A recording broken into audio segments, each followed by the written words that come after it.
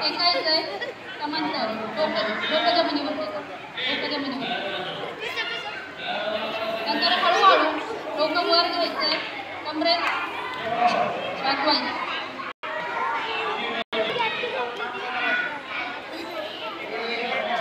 पुन्हा पर्वताप्रमाणे पर्वतासन करायचे. नंतर पुन्हा हळूहळू डावा पाय पुढे, पुन्हा उजवा पाय हळूहळू पुढे, हळूहळू उठायचंय आणि पुन्हा मागे थोडंसं झुकायचंय आणि नमस्कार स्थिती, मूळ स्थिती म्हणायचं. अशा प्रकारे याला